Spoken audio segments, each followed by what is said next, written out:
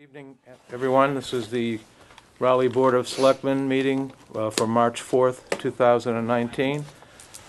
This meeting's being audio and video recorded. I will now ask you to join me in reciting the Pledge of Allegiance.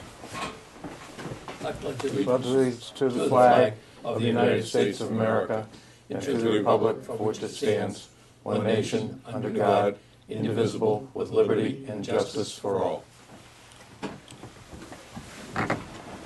Our first order of business is an executive session. I'm going to call for a motion to go into executive session for the following purpose: to discuss strategy with respect to collective bargaining with the American Federation of State, County, and Municipal Employees, AFSCME, Local 2905, and Teamsters Local 170, pursuant to the state open meeting law, because an open meeting may have a detrimental effect on the bargaining position of the town, and then to return to open session after the executive session. I'll make that motion. I'll second it. The motion to go into executive session has been made and seconded. All those in favor, roll call vote. Aye, Joe Perry. Aye, Cliff Pierce. Hi, Dave Peterson. We are in executive session.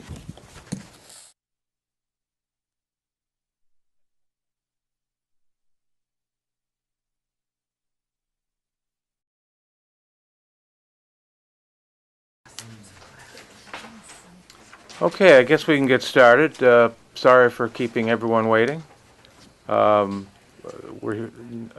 up is an appointment. What?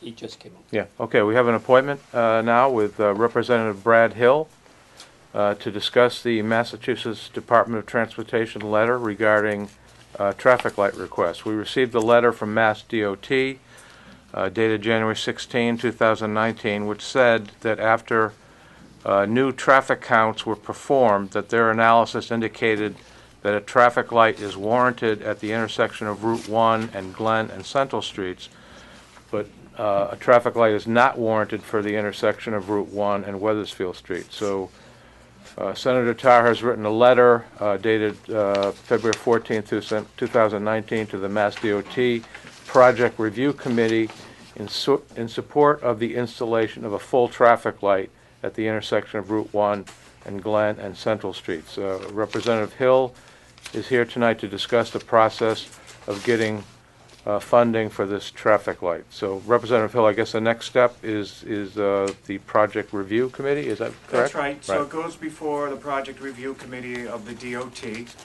which Senator Tarr and I have already been in contact with John Gregg, who is the engineer for the operationals of the traffic department for the DOT, and he has informed us that this is going to move swiftly through the process. But to let you know that swiftly means about a year and a half to 2 years, and the reason for that is as they do the study, they also will be designing and planning it, and that goes through 3 different phases. As we do with construction around here, there's the 25% phase, then we get public input on what they are proposing. They then go to the next step where it becomes 75% completed in planning. We come back one more time for public input, and then we move forward with the design and hopefully funding of the project. We're happy to report Senator Tarr and I were able to get language in one of our bond bills to fund the project. And we let them know that when the letter came out. So we have some money that we can at least vie for as the governor and the administration is putting together their capital plan. So as I said, this could be about a year and a half to 2 year project. So this would probably be funded in FY 2021 instead, because we're going to be currently going into 20. And if not, we believe we can get the money through the budgetary process, through an earmark system, if that's what it's going to take, or some from the bond, some from operating and maintenance. But we're very happy. I just said we heard you loud and clear.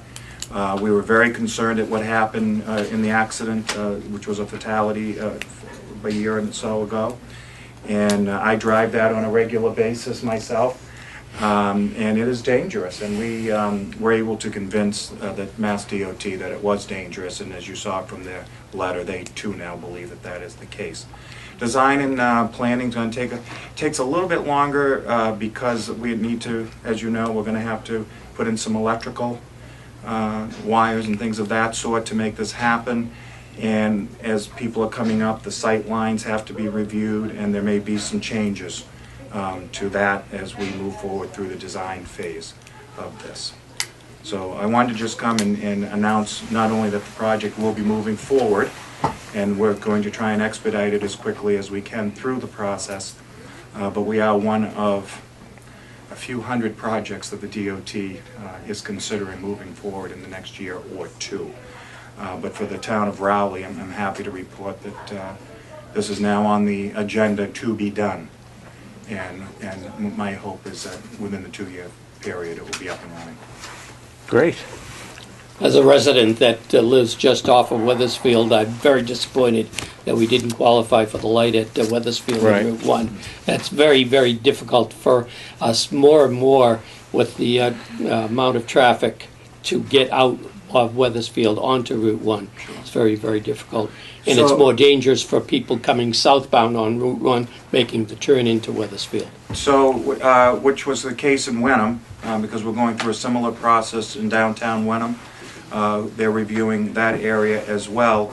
They initially said no to that project, but now we are in the queue for something to happen there. Once we were able to go back to them and advocate for them, and I say we, the town and others, we now are in the queue to have something done. Why don't I take back that concern and find out why it didn't qualify? Appreciate And it. then maybe there was some reporting that didn't get done that needs to be done Right. on our end that they didn't have. Because I know, again, sight lines is a big factor when they're looking at putting in these lights. And again, I know of your concern in the sight lines. It's also based on traffic counts, isn't it, Yeah. or is it, right? So It, I was yes. wondering how close we came to meeting the criteria, or did we come close, So or let's find out. were we a long ways away? That would be interesting to know. And actually, the recent history, we've had more fatal accidents at that corner Yeah. than we have had at Central Street. Right. So, but the good news, I guess, is that a number of years ago, when we went to the DOT, they did a complete study out there. I don't know how many years ago it was. I don't remember, but 8 or 10 years ago. We didn't qualify because there wasn't enough traffic. So obviously, what they're saying now is the amount of traffic is increasing, which we all know. Anybody that lives Yeah, it is increasing. through this area knows. So it's good news. It's going to take time. People have to understand that. Right. It's going to be two years probably before they approve it, another year to build it. So we are talking a fair amount of time here. Nothing happens overnight. And we're competing against However, other projects too. We are competing. I'll just reiterate what I said before. We do have funding in place in a bond bill for this project. So as a new bond bill comes forward this year, whether it be in the Department of Transportation or other bond bills, we'll look at putting some funding in for Weathersfield Street. And then if we can convince them to move forward, at least we'll have some placeholder for them. But I would too like to know why the traffic count should be the same. Yeah, right. And Logically, yeah. arguably, if we're gonna do one project there, why not do two at the same time? Well, I think last time too, we got a copy of the study that they did. Now, we haven't received a copy, I don't believe, of the current study. No. So it'd be nice if they could forward the office here, a copy of the study for both intersections. I'll bring that So we back. have it on record and people want to look at it. It's certainly available for them to read too. Sure. And that might give us an idea of how close we are to actually having enough. 'Cause if a lot of traffic at Central Street and Route 1, we get the Route 1 traffic's going to be pretty much the same. At Sure. Weathersfield, it's just the in and out, exit entrance traffic that's probably I would not bring as the- much, but. I would bring this up as a suggestion to think about, but a lot of other communities are actually doing a cost sharing with the DOT on projects that they want. So if the town would be willing to pony up some funding for the planning of such an intersection, that's what Wenham is doing. And then, once that is done, we then will move forward with trying to get funding for that project. Something to consider. And how much money are we talking about? $250,000 to $500,000 For the total cost? for planning Just- and design. Just for planning and design, not construction.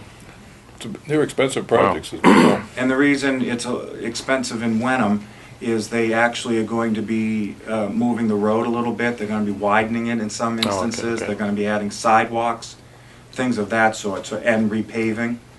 And there will be, they hope, a bicycle lane in that area, because there's a lot of bicyclists used, so that adds to the cost. If this is just put up the light, it's a little less expensive, but depending on what you want to see at that intersection. So do we know what the cost is for the Glen Street, Central Street intersection? Or? That could be between $1 million and $1.5 million when it's all said and done. Okay. The one in Wenham down on Route 97 was 1.25. Well, maybe you could give us an estimate from the Mass DOT if we were to kick some money in, and if we're going to do something this year, we have to know pretty quick what our share might be, or at least some of our share. So why don't So I we could suggest expedite the process. In other words, we're open to Yeah. maybe, well, no guarantee we're going to give it, but Yeah. at least we'll have an idea of where we stand and what the negotiation might be to Sure. get this done. Because I think that obviously we'd rather not wait 3 years before we get a light there. We'd rather do it the next. And obviously, year or if two. you show the initiative, Yeah. that moves you way up the Yeah. list of No, getting definitely. something done. I think- I would suggest, Debbie, that you reach out to the Wenham Town Administrator, although he is leaving. Oh, He's got a new job down the South Shore. okay. He could probably give you a little bit of a Yeah. inclination of why Wenham's going and doing what they're doing. Okay, good. But for now, concentrate on Glen and Central. Great. And see if we can expedite that and find out why we didn't qualify for Weathersfield, That would be great, yeah. which I'd be more than Yeah, happy to do. excellent, So excellent. I hope that explains the process, and happy to be here to say thank you for our partnership once again. Well, we thank you for Thank your you. assistance, and hope we don't look ungrateful to you, because we Not want at both all. Intersections to be taken care of, but If I it's was sitting great. in your chair, I'd be saying the same thing. Right. But it'll be great to get that one done, certainly. Perfect. Express Okay. our thanks to Senator Tatu for the letter he wrote. Yeah, we actually, I have a copy of that letter. It was a joint letter showing our advocacy for that particular project. Great. Yeah, no, all the work is appreciated, and it takes a little extra effort to get these kinds of things done, that's for sure, so we understand. Due for an update on the governor's budget, not tonight, because that usually takes about 45 minutes or so, but we look forward to coming back in a couple of weeks. There's some major changes being proposed in education funding by the Senate, the House, and the governor, and we need to talk about that and see how you want us to move forward. Well, that'd be great. That'd be good to hear. We'll be sitting with the Triton Regional School District very soon to talk about those proposals. There's going to be 3 or 4 of them actually put forth, and all of them are of concern to us. Very good. Okay? Very good. So we'll set that up with you, Deb. All right. Okay? Thank you as always. Thank you. Thank you. Pleasure to come in. Thanks, Brad. All right. Thank you very much for coming in. All right. See you all. See you, Brad. Thank you. Thanks again. Brad? We'll see you. Okay, the public comment period will start now and end at 7:30. I would ask anyone who has comments or would like to make a statement about the idea of a plastic bag ban inquiry would do that as part of the public comment period, because that has not been, the plastic bag issue has not been set up as a public hearing. It's just an opportunity for the board. It's the board's first opportunity to discuss that. So if you have a comment about that, or any other issue, of course, you can do it now, if you'd like. Okay. Proceed with general business, number 1, which is to lift the hiring freeze for the cemetery seasonal laborer positions. The Board of Cemetery Commissioners is requesting the Selectmen to lift the hiring freeze for the positions of cemetery seasonal laborers. Would someone like to make a motion? I'll make the motion. Second. Motion to lift the hiring freeze has been made and seconded. All those in favor? Aye. All opposed? The ayes have it. General business number 2 is a request from the Alzheimer's Association to hold the annual Ride to End Alzheimer's on June 22nd, 2019. They're requesting permission to hold this bike race through Rowley on June 22nd from 8:45 a.m. through 12 p.m. They expect about 100 cyclists to come through the town, but they will not be stopping in the town. The race will enter the town on Route 1 Main Street and will follow the following route: Main Street to Cross Street, Cross Street to Central, Central to Route 1, Route 1 Glen to Hillside, Hillside to Weathersfield Street, and Weathersfield Street to Jewett Street in Georgetown. The highway surveyor and the health agent did not have any comments or concerns. Chief Dumas confirmed that they will have appropriate police details set up on Route 1 Central Street and Glen Street intersection at the Hillside Street, Glen Street intersection. A copy of the incident action plan is on file. Does the board wish to approve this event? I'll give you a motion to approve it, Mr. Chairman. Second. Motion to approve the event has been made and seconded. All those in favor? Aye. All opposed? The ayes have it. So Debbie, I need to sign the second page? Sit- You can sign that later. Yep. And we should request the chief to Yep. make the message boards available for that event from the Oh. fire department. Okay, someone want, is that a motion, Dave? I can make it a motion. I don't know Okay. if it really needs a motion, but Second. Okay, the motion's been made and seconded. All those in favor? Aye. All those opposed? The ayes have it. General business number 3 is the MBTA notice of unfair proposal. is, Yeah, we had that's- this as a holdover on our agenda for last week, but we thought that, even though the MBT hasn't made a decision and they're saying the comment period ended, we just thought if you want to still put out their phone number for people that might want to call about the fare proposal, because it does affect a lot of Raleigh residents. There's no Okay. public transportation. Okay, but the comment period is over? Yes, Okay, so comments can be submitted using the MBTA website, by email at fares@mbta.com, or by phone at 617-222-3200, or 617-222-5146.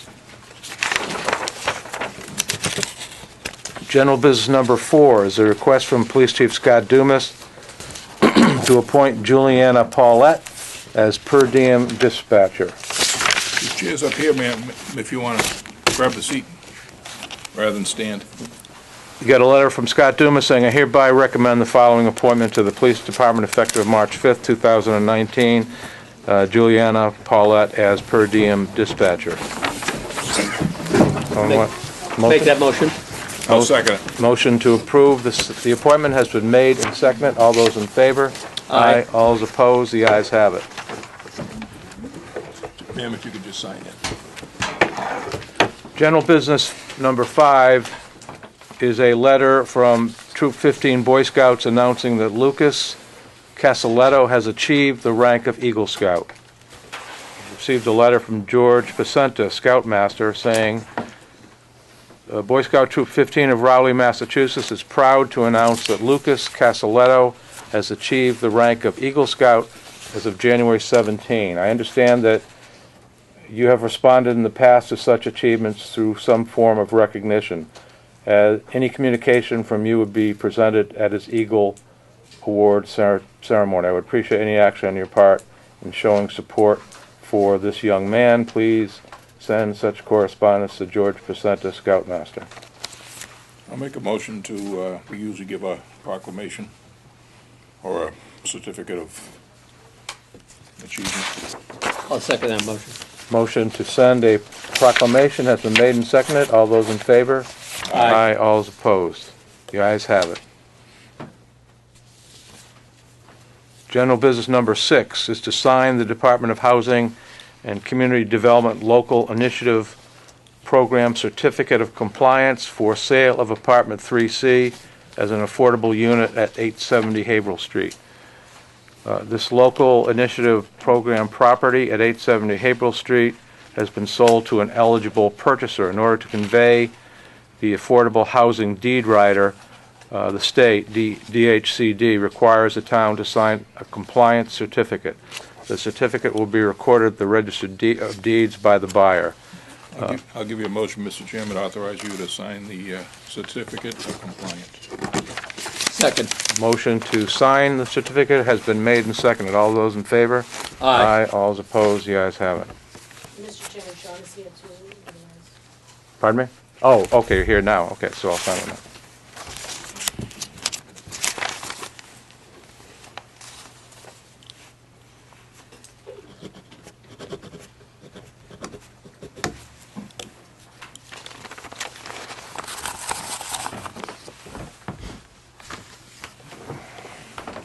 Thank you, Sean.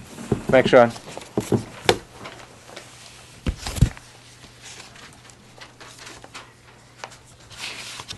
That has to be a notarized signature, that's why he grabbed the paperwork, just for your information.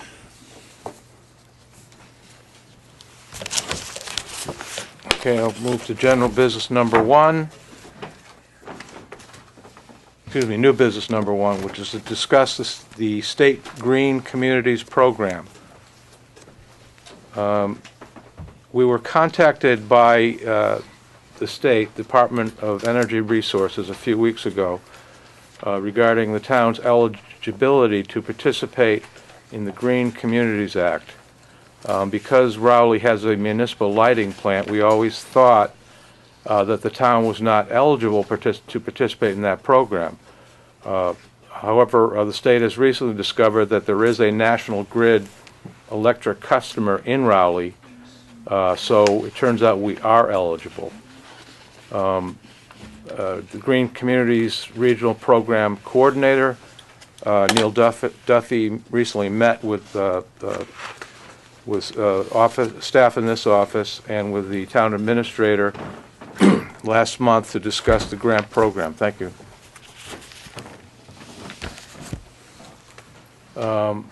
There are several steps involved in this program. Basically, there are 5 general criteria that a town has to meet in order to participate, and I believe quite a few, 240 cities and towns have actually been certified as participants in this program. So as I said, there's 5 criteria that have to be met, and if those criteria are met, and the state determines that, the town would be eligible to receive an initial grant from the program. And the state has actually told us what the amount of our grant would be in the event that we were found eligible, and that amount would be $136,000, which is a sizable sum. And I gather that the purpose of that money would be to use it to design or establish energy efficient programs. And we'd also be eligible for an annual grant of $250,000, again is a significant sum.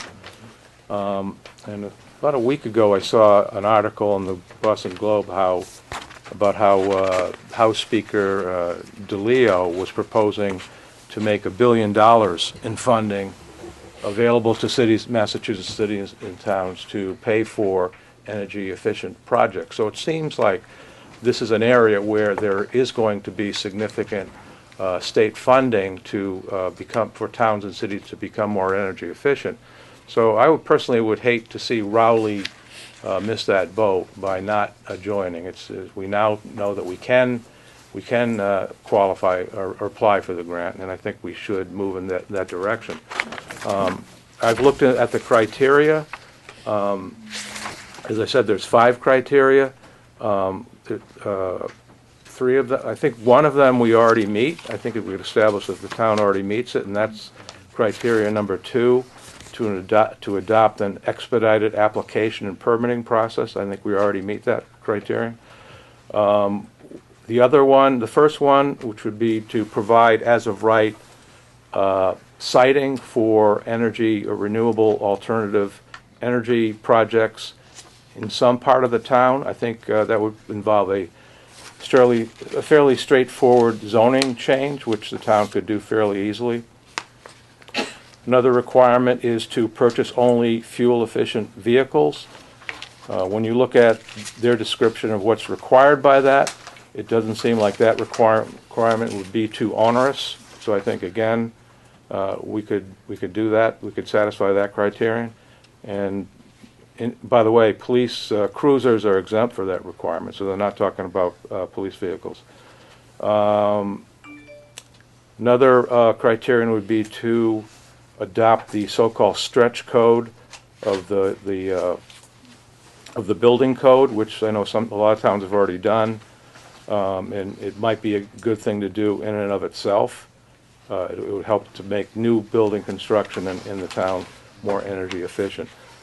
The requirement, it seems to me, that would take some work is the third requirement, which would be to establish an energy use baseline for all the buildings owned by the town, and then develop a plan to reduce energy use in those buildings by 20% within 5 years.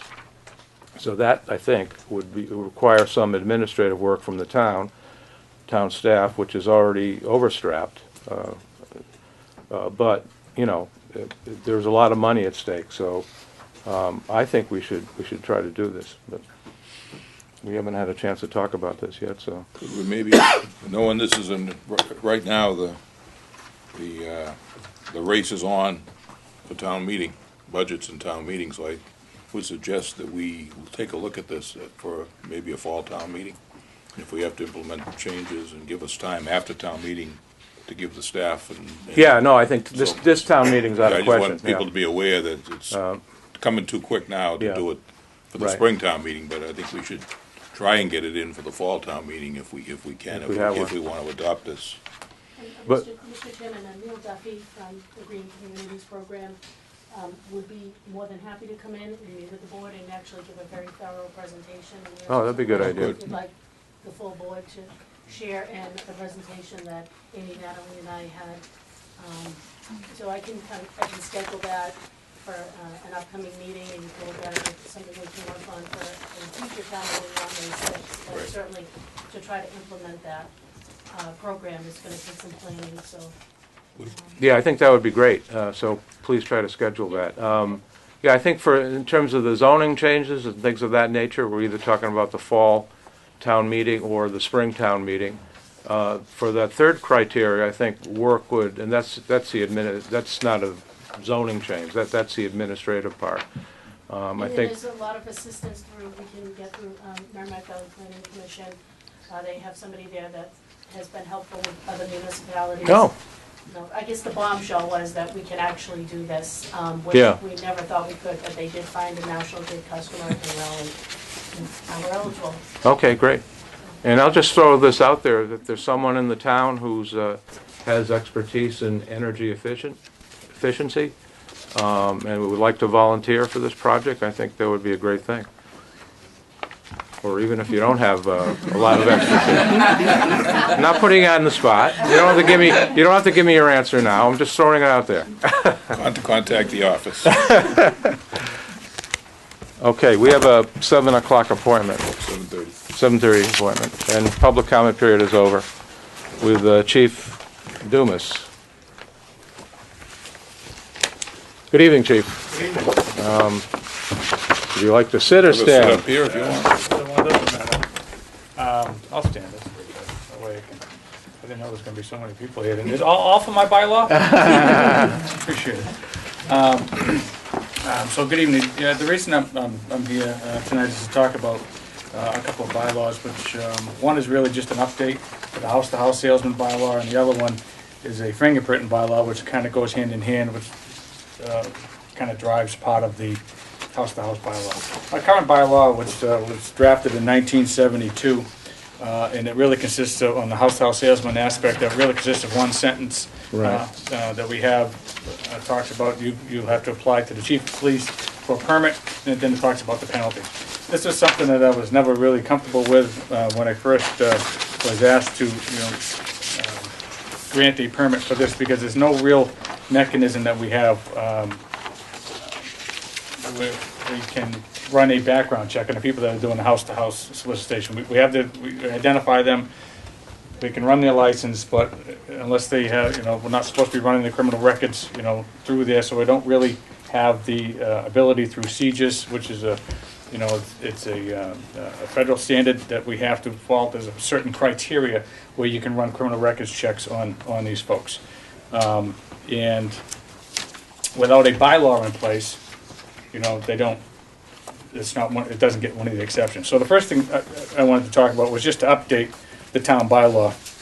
So I'm looking at the solicitor canvas bylaw, which is really just a house-to-house. It's only an update, not a different bylaw, but it more defines what a solicitor, what a license is what the people would have to do when they come here to supply their identification, the permitting process, the vehicles, and to get a clear understanding as far as an ID. Now, right now, we give them a piece of paper, but there's nothing, when they come knocking at your door, there's nothing that's clearly identifies them that they've been issued a permit to the town of Raleigh. This would incorporate that, and it's cheap money as far as the lanyards that I mean, I've already purchased the lanyards, you know, for even if we don't do this, as far as identifying folks, and with an ID that we'll take a picture of them if we have to. But just to get something more official as far as for the town of Raleigh, so people know who's coming and knocking on their door. So this first one really just kind of is an update for the current bylaw with a lot more verbiage as far as what the process is for the people, what some of the penalties are by trespass, and you know what the solicitation permit actually gives them the right to do. So it more clearly defines it. And then after we talk about this, I'll get into the fingerprinting bylaw, because that kind of goes hand in hand with what I'm asking.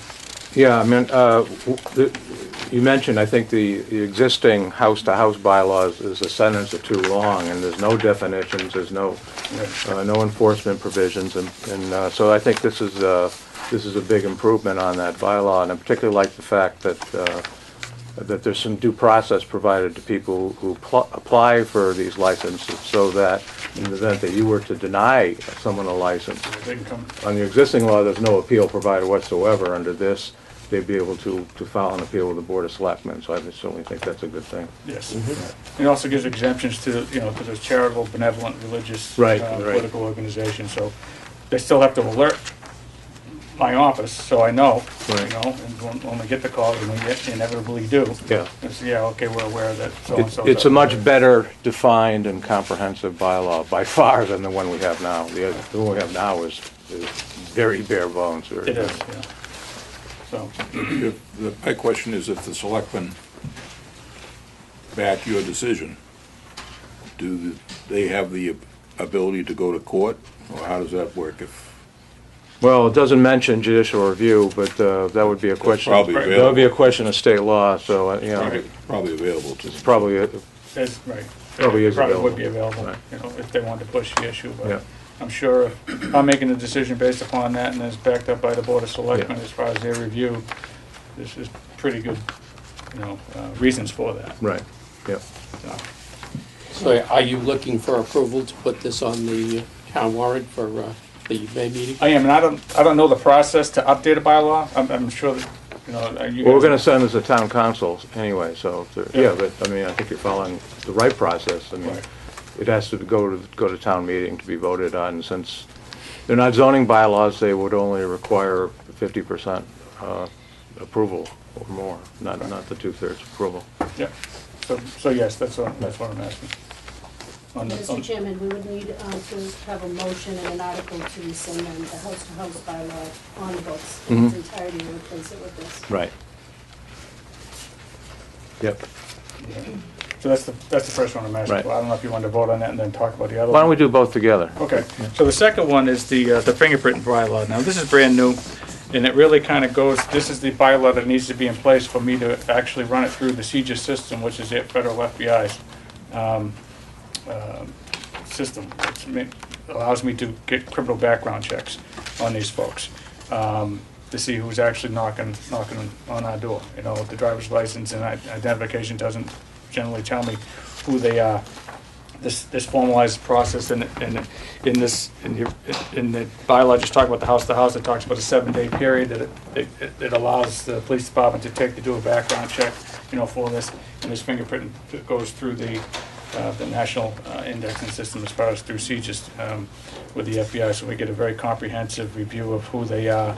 We can run criminal records checks and background checks. So when I'm signing a permit to allow people to go knocking on the doors in the town of Raleigh, that I have a real good understanding of who that person is and what is in their background. Again, what was driving this whole thing is the number one on here was the hawk and peddler and our other door-to-door sales folks, which is the house-to-house.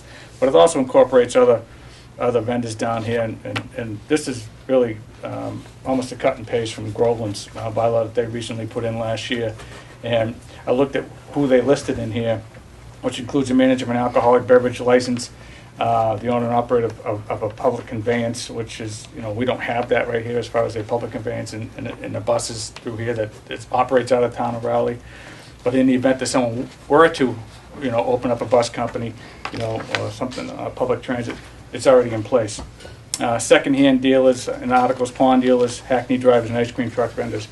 Again, these are folks that dealers and secondhand dealers and pawn dealers aren't always dealing with the people that are of utmost honesty and integrity. A lot of times that these folks have to deal with, items that they may not have come about them in a totally legitimate way. So we want to make sure that the folks that are running these places are also have a background check in what they're dealing with. So it has been put up in place in area towns. It's a reasonable request for folks that are operating these type of businesses, for us to be able to find out exactly who they are, what their background is, so they were incorporated into this list.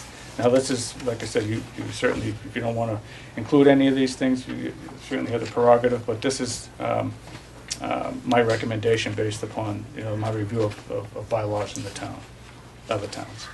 Yeah. My question, Chief, is we have Todd's Farm, and I'm not sure the name of the other place down by the Pancake House that deal in secondhand articles. I don't know if they're considered pawn dealers, but I think it's every weekend you get, I don't know, 30, I don't go, but there's 30, 50, 60 dealers coming in selling their wares on a Sunday. I know at Todd Farm, and I assume at the other place, which I think is going to cause a nightmare of, and I don't imagine they're the same people every week. It's probably each week you get new dealers coming in. I think to require 7 days before you come for those kind of things is going to be kind of onerous. I don't think Todd Farm would be too happy if they have to get all their dealers fingerprinted. And I'm not sure in that case where it's a group session that it's going to do a lot of good. In other words, I can understand people going house to house. Right. Ice cream vendors, all right, hackney drivers, does that mean if they base out of here, or if the Newburyport driver comes down, picks up somebody from Oxford Road? If their company bases out of here. It's only if the company's based out of here. And the way I would address that one, Mr. Peterson, is it's really, if the town is issuing a secondhand license, to folks, then that requirement would come in. We're not issuing secondhand licensing to all the vendors that are at Todd's, and I don't know that you do to Todd's. If you did to Todd's, then I would recommend that that Todd would have to be the person that met that requirement. I agree with you; it'd be unreasonable for a flea market to be able to all these different vendors that are there, and it's not really who we're trying to target. Yeah, I think it's a definition issue there. I think I would tend to maybe leave that one out, or better define exactly that you're talking about the owner of the flea market rather than the individual, because they're all I assume they're all referred to as dealers. There's 25 dealers this weekend coming to Todd's Farm, so I just want a clarification of that to make sure that we're not putting a crimp in the activities of. Yeah, no, I agree with you. Perhaps we could work on the wording, and the wording I would use would be if the Board of Selectmen were to issue a license that, a secondhand dealer license, which You mean do. like an antique license? Right, Every an time? antique license, a secondhand dealer, or Yeah. a junk dealer's license, which you do, that's under your, Yeah. under your purview, then they would fall into the category where they would be. They would be the ones that would be. As long as it's clear, Well- I think that's important. I think it just should be taken out. I mean, like Dave says, I think there's a need for greater scrutiny when people are going house to house. We want residents to feel safe when people come to their door. But in the case of an antique dealer, I can't see that need for, that a significant need for closer scrutiny. You know, we have a lot of antique shops in town, not just the flea market. Right. And to tell those people that they're gonna have to be fingerprinted from now on every time we give them a license, I just think it's overbroad. And I also have I have the same opinion with respect to manager of alcoholic beverage licenses. I don't think that we need, if there's a need to fingerprint people who own liquor stores or manage a bar in town. Particularly when these people are subject to state scrutiny as well, and my understanding is they're already being Corey checked. So I think those two categories should be eliminated. Focus on, in my opinion, we should focus on people who are going door to door, house to house, or driving people in their vehicles. I can see a greater need for scrutiny there, Right. but not in those two areas. So I would request that we just delete those altogether. Yeah, I'm not gonna give you a big pushback Yeah. on that. Like I said, a lot of this was cut and paste, but I looked at the reason for them to do it, and I agree with it, so it was presented here, but if you, you know, I don't feel strongly one way or the other in regards to those two areas. Pawn dealers, if you have a pawn dealer, I do feel strongly No, about that. Yeah, we don't have any pawn shops. We don't have one. Right, but you have the zoning to allow it, you know, so I'd like to have that in place in the event that a pawn dealer decides to open up shop here, that would be one of the requirements. Right.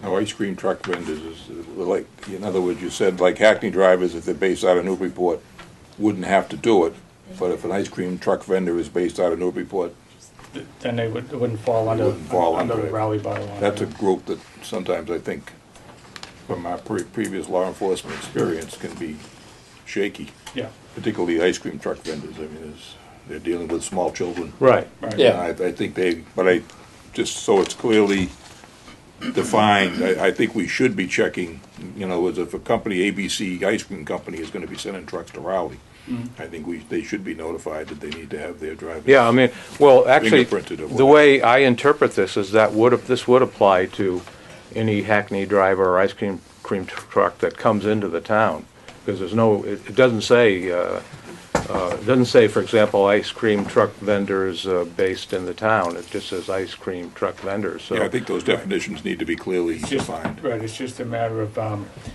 But, being able to clearly enforce that. Now, obviously, if we see a truck vendor, we can go up and Yeah, check if they've got right. a Raleigh license and do it that way. right, Yeah, so, I mean, the fine is only, what, $100 or something, right? I mean, we're not talking about Yeah. jailing these people, right? no, I mean, I think it's, the fine was, I think it was, yeah, $100. This one doesn't define the fine on Yeah. this one. Yeah, I think we should have town council take a look at both proposals, and Well, I would like to see those two categories eliminated Yeah. before we send this. I would recommend that. Yeah, and in the Hackney and the ice cream, I think we need to define whether, if they're from out of town, Yeah, or if they're based in town. For both of those, they're both the same situations. yeah. So I don't know how Groveland deals with it or what they've done, but Right. Yeah, I mean, I would leave those just as they are, because I think an ice cream truck vendor, whether he's based in Newburyport or in the town, it presents the same risk that, you know, it doesn't really matter. The degree of risk is the same, Correct. to the extent there is one, so, Right. yeah. Yeah, like I said, I was just looking at the enforcement aspect, being able to, you know, Yeah, actually have. so if they want to do business in town, they have to comply with the bylaw. Right, yeah. Yeah. Simple enough to address, so, number 2, remove. Number 2 and number 4. Number 4, Yes. yeah. Other than that, I'll make a motion that we forward the proposals to the, Excuse me, we do have the flea market transient business and auction bylaw, and the transient business, as a transient vendor means any person, either principal or agent, engaged in a temporary business or transient business in the town, of rally selling goods, wares, or merchandise, does that fall under the hawking? Because I think that if we put something on the books in one area, we may need to reconcile that with our existing bylaw. And I just was thinking, when the flea market came up, you are the permitting agent for the flea markets. I think Well, if we send this off to town council, and Debbie, you We just wanna mentioned, make sure that- mentioned to him about the other bylaw, I think it's important that we gotta do this anyway, and he's gonna let us know if, Right. I do have some concerns about the definitions and stuff, so. Yeah, well, this does say hawking, peddling, or other door-to-door salesperson, so that, we're talking about people who go door-to-door, Yeah. hawkers that go door-to-door, Yeah. rather than ones who are in the flea market or something like that. Yeah, and we do have flea market transient business and auction. So the transient business is the one I'm looking at since you've taken the flea market off the books on the proposed bylaw. But is that the equivalent of a hawking? Might be, but it's not going door-to-door. Or, Selling goods, wares, or merchandise in the town. I don't yeah, know. no, okay. I'm Well, not sure. I think we just want to. well, I think we could ask Tom to take a look at Yeah, that. if we forward it to him, let him go through it, and then he'll give us any suggestions, and we can relook at it when we see what the final, thing is, so.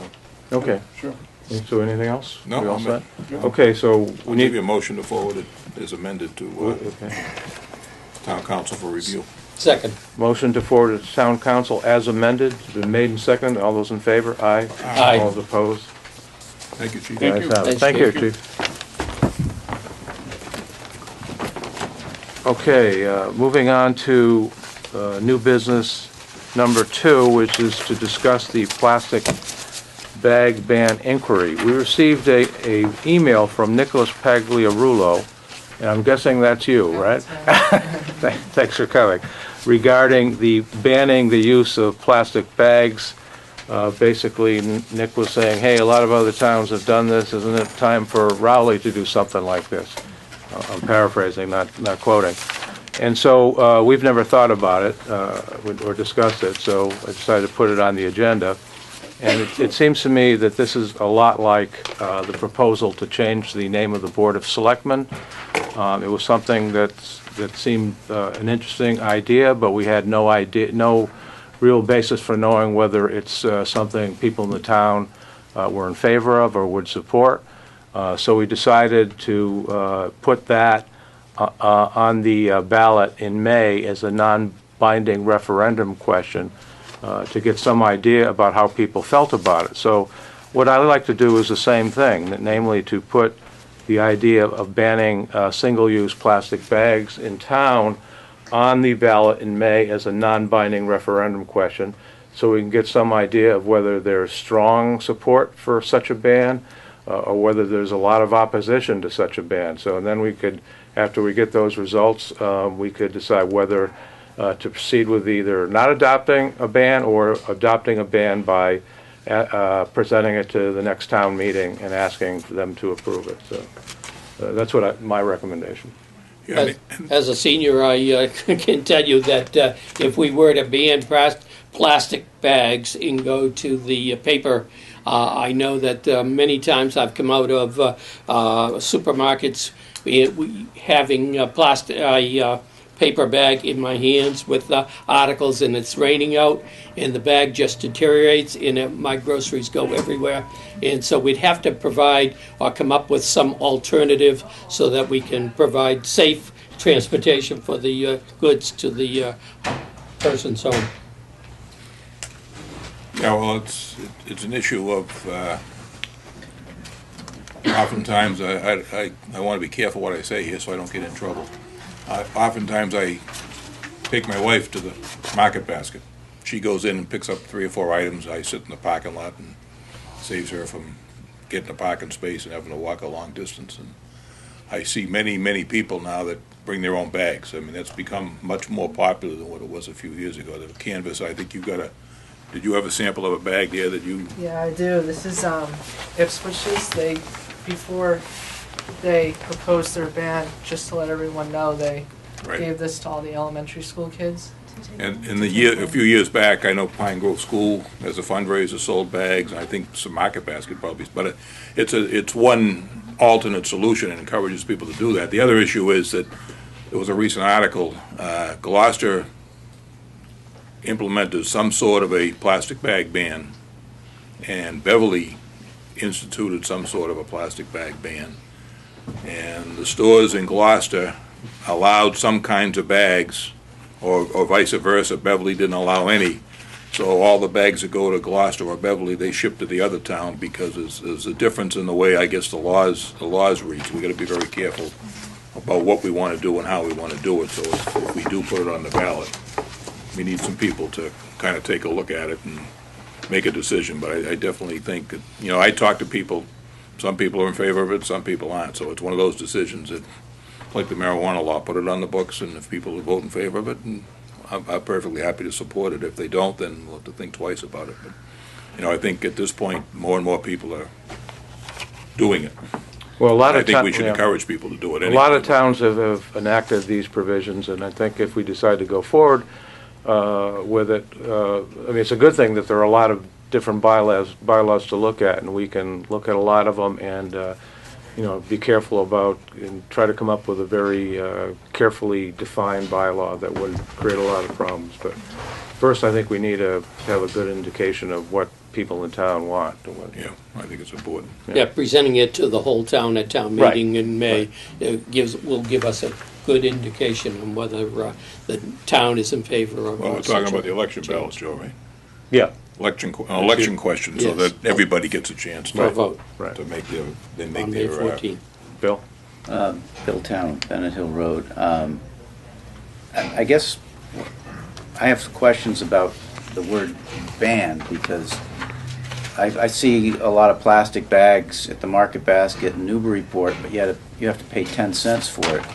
And so, they've done something to make that happen, but it's not like a real ban. Right. And are we looking for a ban here, or are we looking for something in between? No, I think at this point, Bill, that's what we need to determine. In other words, if the public's, there needs to be an explanation of what we're talking about. It'll go on, and I assume if we put a ballot question on it, there'll be a lot of discussion, a lot of letters written that'll talk about this. And like I say, I just happen to notice the difference between Beverly. They both have some kind of regulations on plastic bags. Now, one is different than the other, so they can use all the bags, or Gloucester's bags can be used in the other town, or vice versa. So there's a little bit of work and a lot of effort going to be put in to make sure that what we are doing is going to solve the problem and not create further difficulty. I think the first step is to find out what the townspeople want to do, and if in fact that passes, then we get into the discussion of what's the best law that we should have. Can we get rid of the nips at the same time? Be nice. A lot of trash. Believe me, when the snow melts, go take 95 southbound on the ramp, and you'll see more trash than you can believe could ever exist out there. People are a lot of people don't take any effort to bring their trash home or dispose of it properly. There's bottles, cans, plastic bags, nip bottles, you name it. There's along the sides of the roads, and it's really sad, but that's what we're dealing with these days. So, Bernie, you had your hand up first. I'll go to you. Yes, I'm. I said there wouldn't be any questions, but here I am violating my own rule. I do that all the I time. would have said this at the public comment section, if I knew I was going to be shut down completely at this point. So I'm all for a referendum. I just think we need to kind of consider the wording of the item Right. on that referendum. And I think a ban seems to me to be way too draconian, and kind of set a direction or momentum in a direction that I would rather not see, as opposed to something that would indicate that the town is looking to examine a bylaw governing alternatives to the use of single-use plastic bags. So that it's a wordsmithing issue. Yep. But also it's an issue, I believe, of recognizing that everybody's, most of the, 99% of the people in Rowley don't litter, or 95% probably don't litter. And it makes more sense from my perspective to recognize that the first presumption is personal responsibility and kind of move on from there. So just, in short, just refining the wording of any referendum item that suggests alternatives rather than a ban, which I think is way too draconian out of the short. Okay, well, I assume we will, at a future meeting, have on our agenda the discussion of the actual wording, so we can revisit that at that point. Maybe the young man could give us he's looked into it a little bit, maybe he can give us 2 or 3 alternative questions that you might want to see on there. Maybe we can either adopt one of those or, change it a little bit to fit what we want to do. But Yeah, so, definitely, you put the effort in, I'd just soon see you get some credit for it and continue to work on it. So most local towns around here, like Newburyport, Georgetown, Topsfield, their bylaw allows reusable plastic.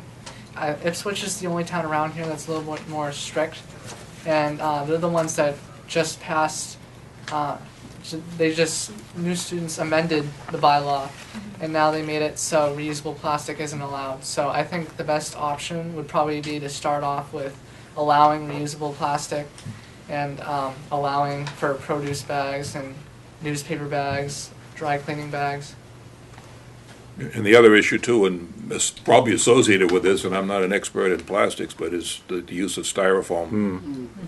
I know Ipswich, I think, bans styrofoam also. Right. I don't know if other communities do that, but this has all got to be looked at in terms, before we put Yeah. the question on, I think if you've got some copies of those bylaws, you can drop off to us that you've seen. It'll save us a little bit of time because the staff here is busy. Well, We're more than happy to. Nick has sent me. me some, so I can forward Okay. those to the board members. No, it's a great idea, and to see the youth get involved like yourself is really encouraging, and something that sometimes we need a little kick in the rear end. Right. To get us, we get involved in so many different things that we just kind of, some things just go by the boards until someone brings them to attention. So we do thank you very much for bringing this to our attention. Slade, you had a comment? Yep. Yeah, Terry Davidson of Glen Street. Yeah, first I want to thank Nicholas. I'm very impressed and that he's taking the initiative. And if there are other students at Triton, this would make a great project for research that could perhaps help us with looking at what other communities are doing and how they have implemented the measure. And I agree with Bernie again. Second time, that we do need to focus on messaging. I mean, I was in Westford last night at their market basket, a beautiful market basket with a deli and everything, but they just implemented their measure in January, and they call it reduction. And I think that's a much more realistic and it's also, it's a positive approach, but it's also a realistic way to frame, what, would be the goal of the measure. And I think when we look at Rowley, do Rowley residents pollute or not, or throw away bags? Market Basket is a regional, our Market Basket is a regional supermarket. We could have a very big impact on the entire region because, I've been there on Saturdays and trying to get signatures on petitions, and about 10 to 20% of the people are from Rowley on the weekends. The rest are from all over. So I think we could have a major impact, and I'm really happy that Nicholas has brought this up. So kudos to you. Thank you, Heather. Okay, so motion to place a question on the warrant for our next election. I'll make that A motion. non-binding referendum. Non-binding. I'll second it. Motion's been made and seconded. All those in favor? Aye. Aye. All's opposed? The ayes have it. Okay. Thank you very much for coming in. Yep. Okay, next item is to discuss the 2019 town report. We have a draft, staff has prepared a draft of the Selectmen's report.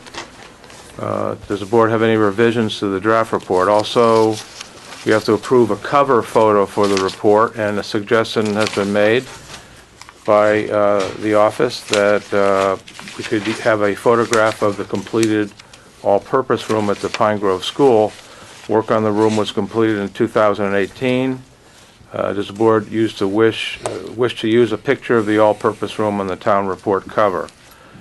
They suggest that photos of the police and fire stations could be used on the cover of next year's report when these building projects are completed. Inside the town report, we generally include additional photos from the year. We would like to include progress photos for the police and fire stations. Does the board have any other photos that it would like included within the report? So basically, Debbie, I guess you're looking for some direction. So we would certainly want some other photos of Pine Grove School, certainly the police and fire. This is calendar year 2018, this is what this book is for. So we do know, I think we want to showcase probably the most significant, community impact is the all-purpose room at the Pine Grove School. Meetings held there. The community does use it for other things, and it, of course, is such a valuable space for the students at that school. So it was Amy's idea that's a significant piece of the project for Pine Grove School that was done in 2018, and maybe that should go on. I think it's a great idea. But, I'm thrilled to sounds good to me. support that. yeah. I think it's a great idea. Just looking at that all-purpose room and seeing how much, it just looks so much bigger, and it just has changed so much. They've done such a great job on it. And to be able to show it off to the town for town meeting, it will be awesome. And to have it on the cover of the town report, I think would be great. And I just had a thought along those lines. This is totally up to you. But I believe the school did a musical production there after it was renovated, the Seussical or something. I mean, if you could find a nice photograph of that, that could work too. I mean, but To reach out to the principal and see if right, there's- but that's just a suggestion. I would totally leave that up to you. best to see it in use. Yeah, right. I think that's a great idea. We'll try to get something. So I don't think we need a vote on this, do we? No, we're looking for some direction from Yeah. the board. And just keep in mind for the people at home and the people at the meeting here that the town report's printed annually right around the time of the town meeting.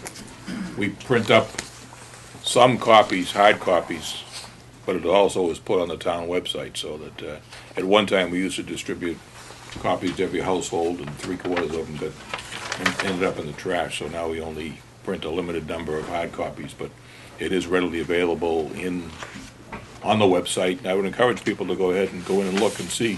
Every department is listed. Every department makes a report of what they've done in the calendar year of 2018, or the one that's on there now is for 2017. And there's a lot of information in there on a variety of different subjects that are available to taxpayers and residents and the public in general. Okay, and I also thought that the town report that the draft is excellent. I don't know if anyone else has any comments. I think it's great. Right. I'll give you a motion to accept the town report as Okay. written. A second. Motion to accept the town report has been made and seconded. All those in favor? Aye. Aye. All those opposed? The ayes have it. Okay, thank you. Next on the agenda is new business number 4, a letter from the Rowley Volunteer Fire Protection Association, Inc., regarding the fire station building at 7 Hammond Street. The Rowley Volunteer Fire Protection Association is the entity that actually owns our existing fire station. And as you know, we are in the process of building a new fire station, and we'll be moving into that fire station, I believe by the end of this month. So something has to be done with regard to the use of the old fire station. So in that regard, on February 19, we received a letter from Donald Dupre, the president of the Rowley Volunteer Fire Protection Association, and I'll read the letter. Mr. Pierce, with the move-in date for the new Rowley Fire Department headquarters fast approaching, the Rowley Volunteer Fire Protection Association has met and tasked me with contacting you concerning the future of the current fire department building at 7 Hammond Street. As owners of this building, we are of course faced with a number of options, but wish to exercise our decision based on what is deemed most suitable for the association and the town. If you wish to discuss this matter, please feel free to contact me at your earliest convenience. I would suggest that the board authorize myself and Bob Snow to meet with Mr. Dupre to discuss what he's contemplating with respect to the future use of the building. The fire chief is planning or would like to keep one of his fire engines at that building to cover that, provide better coverage to that part of town. So I think we need to contact the association, see what they expect in terms of payments that the town would make for the use of that building, since after all, we'd only be using one bay rather than the whole building as we are currently doing. So I'd like to meet with Mr. Dupre and just discuss what he has in mind. I'll make that With motion. Bob Snow. I'll second it. Okay, motion's been made and seconded. All those in favor? Aye. All opposed? The ayes have it. New business number five is to review the draft sign for the Mahaffey Farm Trail. Conservation agent Brent Baselak is asking for the selectmen to review the design of the sample sign attached for the Mahaffey Farm Trail, which is a parcel that the town recently acquired a conservation restriction on. So I've looked at the sign, it looks good to me. I'll give you a motion to approve the sign. Second. Motion to approve the sign has been made and seconded. All those in favor? Aye. All those opposed? The ayes have it.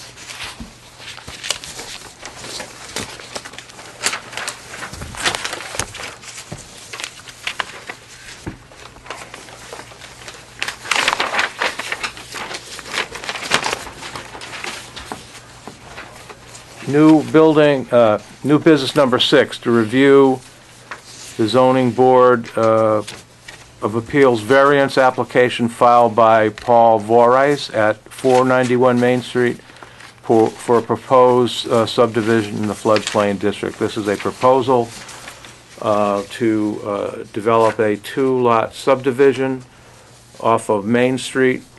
The proposal is now before the planning board for review, and the question is what comments the selectmen would like to make about the application. I've looked at it. I have no comments to make. I have no problem. I have no comments either, I looked at it. Okay. I don't think, do we need a motion for that, Debbie? Yeah. And the new business number 7 is similar, is to review a definitive subdivision proposal also for 491 Main Street, and I believe this one is to approve a common driveway. It's now before the planning board, and I have no comments about the application. Mr. No Chairman, we comments. combined the packet is quite huge on this, so 7 and 8, if you want to just take them up collectively. Yep. They're separate applications, Yeah, 8 is for the, so they're related. yeah. It's the same parcel. 8 is for the common driveway for the approval of that, and 7, I believe, is for, again, the creation of a 2-lot subdivision. Yeah, I have no problems with it. No. No comment. You want a motion, Debbie? No, that's Okay. not necessary if there's no comments. And We can take that back. the final planning board application we have is new business number 9, which is a special permit application and site plan application submitted by Verdant Medical for 124 Newburyport for the establishment of a retail marijuana and registered medical marijuana dispensary and a marijuana cultivation facility. Again, this project is before the planning board. They're talking about the retail, a retail building on Route 1 of, I think, about 4,000 square feet in area, and a cultivation facility further up the hill on that same parcel, I think about 40 or 45,000 square feet in area. So, but I have no comment on this either. No comment. I had no comment other than to say that this is a new building, new proposal. It's, yeah, some of the other proposals we have are moving into previously built facilities. This is a new building and extensive with cultivation and selling. So it should provide a fair amount of tax revenue for the town, and we've been hounded with people wanting additional business tax revenue, so this is one such facility, so Right. I think the planning board is doing a good job on it. I have nothing to add. And I think it should be pointed out, in addition to the additional real estate tax revenue the town would be receiving, the town would also be receiving a sales tax of 3% of their gross sales, and a local impact fee of another 3% for the retail side of it, and a 1% for the cultivation facility, right off their gross revenue, so. And I know there's been a lot of discussion about the number of marijuana places that may be coming to Raleigh, but I think it's important to understand that the business climate is such that I would be shocked if more than 2 of them actually stay in business. I mean, it's a small community. Georgetown's got facilities, Newburyport, Salisbury, I believe Ipswich. So it's a lot of communities around that are going to be selling medical and general use marijuana. So for these facilities to come into Raleigh, to have 4 of them, the 5th one is a medical, doesn't sell to the public, they sell to medical, they divide up into pharmaceutical quantities and ship to the various dealers. They don't sell to the public. So there's 4 actual potential, and I would think that, you know, if the business is expensive to do these businesses, to set them up, and they're tightly regulated by the state, and it's taken a long time. I don't know how close we are to even getting one at this point, but understand that in the end it'll be like liquor stores. There might be 1 or 2 per community, but I would be shocked, and I could be wrong, but I would be shocked if we end up with 4 such facilities. So, I mean, the business climate is such that it's competition, and only so many are going to make it. Well, plus you're going to have one some in Ipswich. Yeah. You're going to have them in Newburyport, and we already have the one in Georgetown, right on the border of Rowley, right off 95. So people getting off 95, you wonder how many of them are going to drive by past the one in Georgetown and come to one in Rowley. So, Yeah, the old envelope company up by 95 in Georgetown on the northbound side, as you come into Raleigh, and down in the hole there's a big, they grow marijuana there and they also sell Yeah. it, so, you know, that's right on our border. right. We don't get any benefit of it, but it is right there, so competition's gonna be, I'm sure is gonna be tough. Yeah. Right now, they're licensing 1 at a time, so those places are booming, but by the time this particular facility or the other facilities are coming to Raleigh, I would assume that the competition's gonna be pretty tough, so. Yeah. It all depends on the business model and how they make out at that point, so. But I don't have, other than that, I don't have any issues with it. Okay, so I'll move on to new business number 10, which is a letter of interest from, Debbie, you gotta help me with it. Guillaume Buell. Guillaume It's, French, I think, for William. For Mr. Buell to be appointed to the associate position of the Zoning Board of Appeals, and a request from the Zoning Board of Appeals to appoint Mr. Buell to the associate seat on the Zoning Board of Appeals. We received a letter from Mr. Buell. I am an attorney in private practice in Boston. My practice over the years has been wide-ranging, representing a vast array of clients in civil litigation matters across the country. I earned my law degree from Boston College Law School and a Bachelor of Arts degree with honors from Brandeis University. I'm admitted to practice of law in Massachusetts, New York, Texas, and numerous federal courts. I previously served 2 elected terms on the Pentucket Regional School Committee. I understand the commitment required of members of the ZBA, and I look forward to speaking with the board should it have any questions, and look forward to the opportunity to serve our town. So he's certainly very well qualified to be on the Zoning Board of Appeals. I'll give you a motion, Mr. Chairman, to appoint. Second.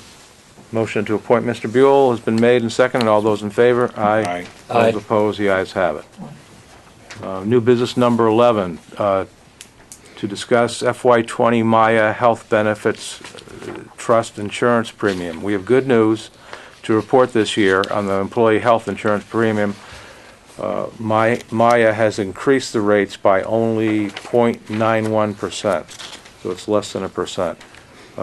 We need to, Debbie's asking us to vote to authorize her to submit the renewal. I'll give you that motion. Second. Motion to authorize the renewal has been made and seconded. All those in favor? Aye. All those opposed? The ayes have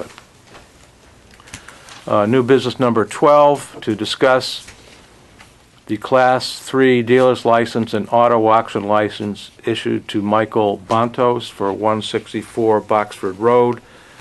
The building inspector's stop work notice for that establishment and a zoning board of appeals decision for that business that was dated September 17, 2015. Ken Ward, our building inspector, has issued a stop work order for 164 Boxford Road. He said there is about 700 to 1,000 vehicles on the property. The property is being leased by Michael Bontos to a company that is bringing in these damaged vehicles. In 2015, the ZBA issued a decision to Michael Bontos on the property on the appeal of the building inspector. The decision does not allow junk cars on the property.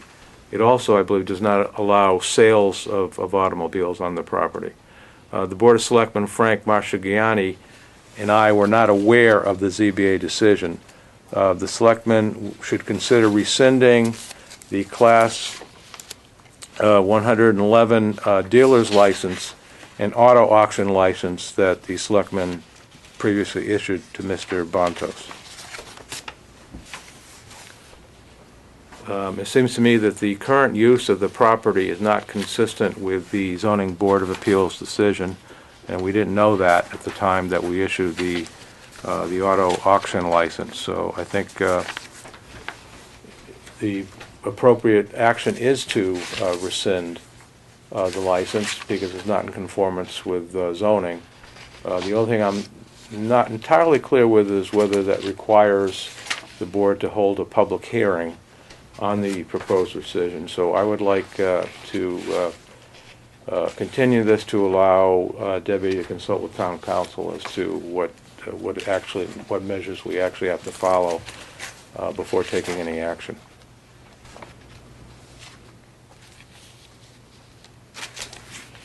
I think that's a good idea. I guess, and the other question is that Mr. Bontos has leased the property to another company.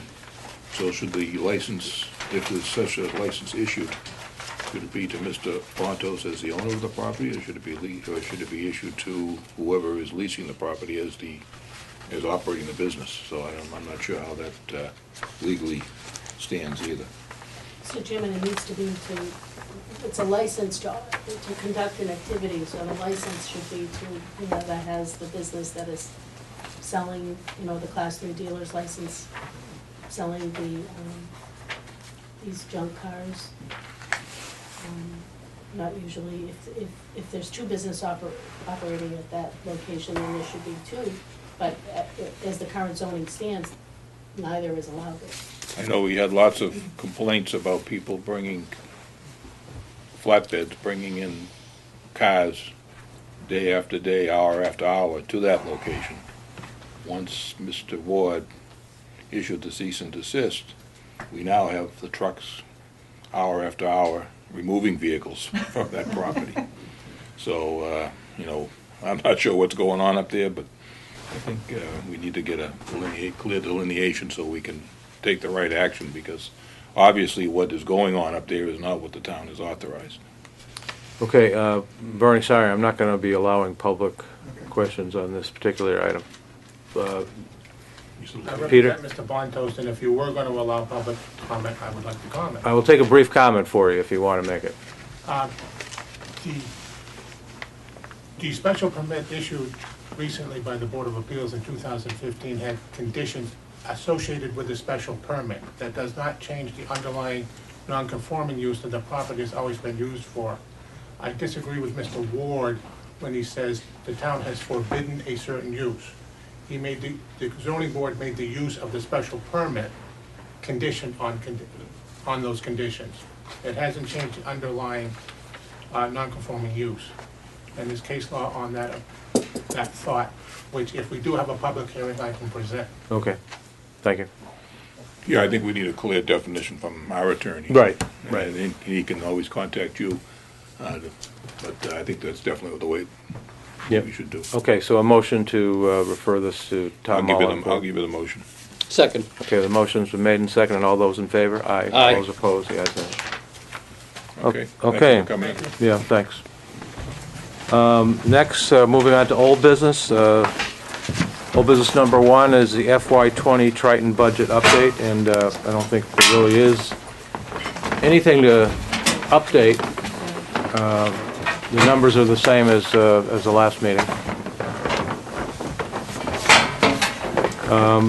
Old business number 2 is a Pine Grove School project update. Joe, anything to add? I have nothing new. Okay. Old business number 3 is a fire station, police station project update. That's moving along. By the end of the month, the police department should be fully in, moving back the dispatch center into the old building, and that building will be fully functional as a police station. The fire department will be moving in sometime, probably near the end of the month or next month. They're in no hurry because they obviously have a facility still in operation. The big things that left will be to do, what that will be left to do. I mean, a lot of small things go on up there now to finish things up, but obviously when the weather breaks in the spring, will be landscaping and paving and doing all those kinds of outdoor issues that you can't do now in this kind of weather. So. Okay, moving on to old business number 4, which is an update on the recycling center. Debbie has sent us a memo saying she has an engineering proposal for the development of the recycling center at 516 Newburyport Turnpike, which is a town-owned parcel. She asked professional engineer Deb Colbert of Hancock Associates to break out the proposal into 3 phases. 1, existing conditions plan survey at a cost of $5,000. 2, permit site plan and construction cost estimate at a cost of $7,000. 3, approval process at a cost of $2,000. If the board wishes to seek funding at the upcoming town meeting to construct the new site, I will need a FinCom reserve fund transfer ASAP to have Hancock Associates provide the construction cost estimate. We can have an article on the ATM, the annual town meeting, seeking funding for the construction of the new site, and another article just after it seeking funding for the operation of the center, the recycling company, and employee wages, contingent upon the prior article, construction appropriation, passing. So basically, she wants to know if the selectmen are okay with this. Yeah, basically, Mr. Chairman, we've got a site up on Route 1. Basically, it's across from the Olive Cafe in Samads. There's a 1-acre site there that the town owns. It took a number of years ago for tax title property. It's a wooded site. It would be an ideal location. What we don't want to do, if we look at this stuff, is the site that we had was initially intended to be a temporary location. The site was actually owned by the Mass Department of Transportation, the Mass Highway that works out of there. It's never really been a satisfactory site. Had no ability to secure it during the week, and we had to close it. Number 1 for cost, and number 2, people were just going in there during the week because we didn't have any security and dumping all kinds of trash. And many times the staff from this office would go down and have to clean up, or the highway department would have to go down and pick up trash and then bring it over to Georgetown or wherever they were taking it. So the idea of this is to recycling, as we all know, and if you read the newspapers, has become a real headache for most every community around because of the costs and the lack of places to take the recycled trash. China was taking everything in mixed use. They've decided not to do that. Recent articles in Salisbury and West Newbury and other places is they want clean recycled material, which means if you got a peanut butter jar, plastic peanut butter jar, they don't want it with peanut butter in it, they want it cleaned.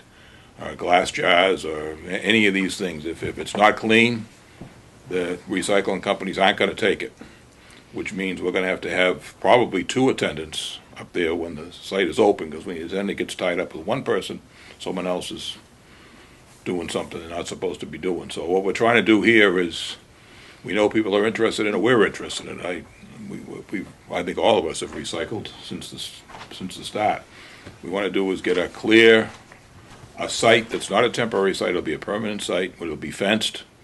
It'll be something that the public can drive in, dump their recyclables. At the same time that whatever company we use to take the recycling will be able to get in, empty the bins, and so on and so forth.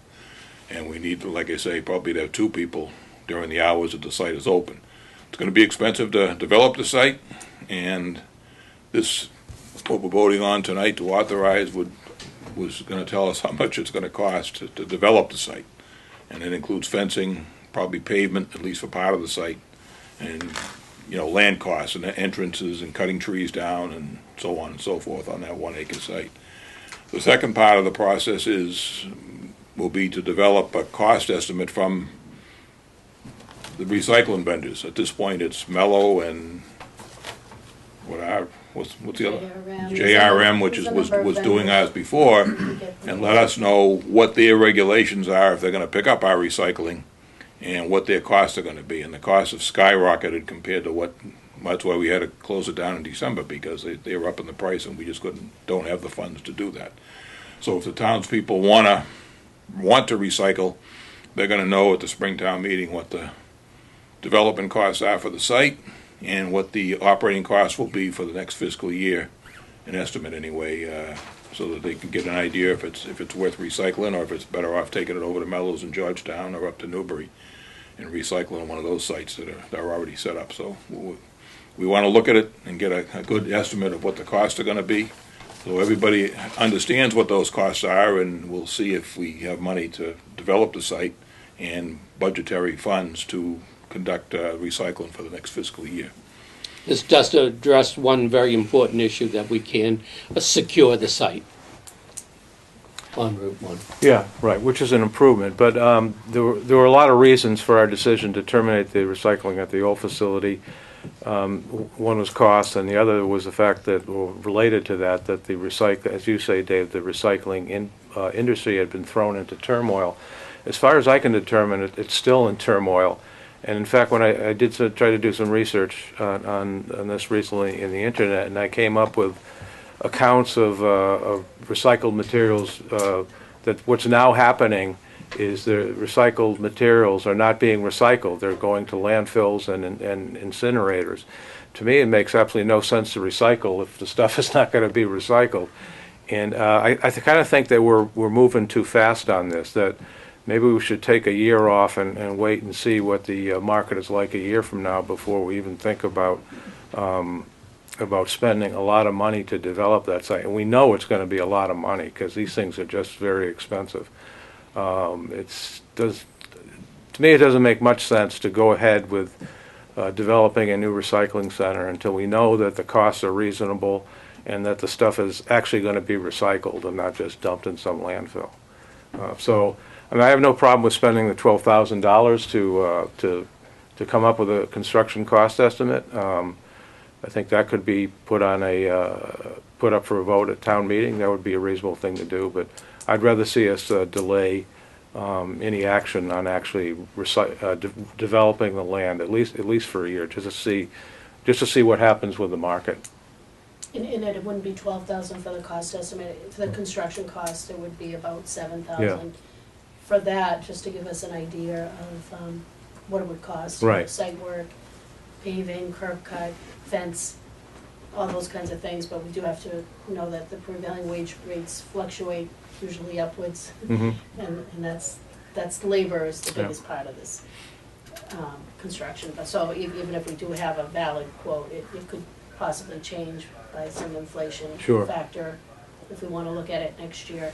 The problem is, I think at the federal level, there needs to be more attention paid to developing end markets for recyclable plastic. If it's cheaper to not, just make plastic and not recycle it, that's the problem. The United States doesn't have the end markets, especially glass, Right. which is terrible when you look at, glass bottles that are being thrown in the trash.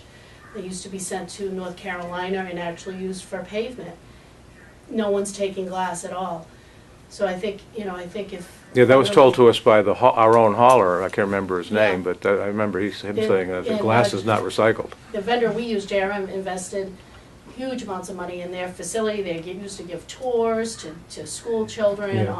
on that big facility they have in Route 1 on recyclable, and they had machines that cleaned and washed, very sophisticated technology and investment in that, but they can't move things because there are no end markets.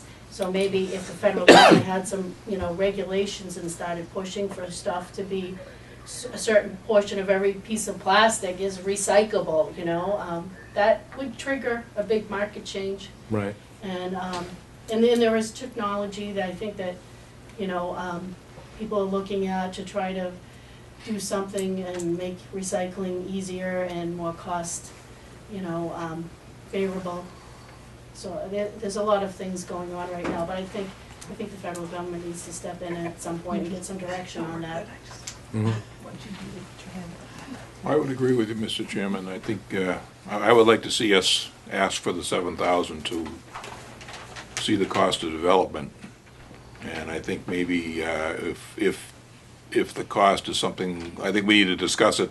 I think we need to have the vendors in to give us an idea. I mean, we're looking at the whole package. We're not gonna spend the money to invest in the site if it's not gonna be worthwhile to actually run the site. So maybe if we develop the cost factors for development of the site and then look at the fall town meeting to Yeah. make a decision about appropriating funds to actually run it if we decide that that's what, if the town decides Right. that's what they want to do. I think we're going to be shocked by the construction estimate. No, it's like the station, police and fire and schools. I mean, Yeah. projects today are And- is extremely expensive. I mean, we pay prevailing wage rates. There's all kinds of issues that up the price of municipal and state construction. It's not like building your own house. Yeah. You have to pay for prevailing wages. There's all kinds of things. So that's one thing that makes this estimate more than what it would be if we were a homeowner doing that. But, Right. we have to go by the bid laws that the state mandates that we follow. So I think if we take a look at that, I think the 7,000 is worthwhile. Yeah. And then go from there on a decision later on to see how much we spend based on that. So we'd be looking for an article on the town meeting warrant rather than a rush to get an emergency. Right. things first. Right, Dave? Okay. Yeah, I think Yeah. if we did an article in the Special. special town meeting, so at the special, which is the same night as the annual, we can then turn around and get started right away. If anything we vote in the annual town meeting, we can't do until July 1st. Anything on the special, we can do right away, because that's a step on this year's budget. Oh, two quick questions, ma'am. You were first. Abby Whitmore, is there any reason why you can't use the fire police site for recycling Not instead of enough room. developing a new site? There's not enough room, right? No, you gotta understand that, number one, we've already removed a good portion of the parking area for the fields up there.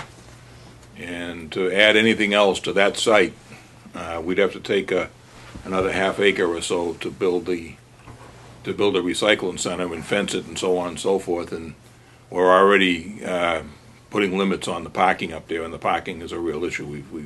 That site is full between the police and fire and the athletic fields that are up there. We just can't use that for anything else. Bernie? Yes, the site is very convenient. The recent change in zoning laws, however, has kind of, I think, would have increased the value of that site fairly significantly, because it's now zoned light industrial as opposed to outlying district. Is that correct?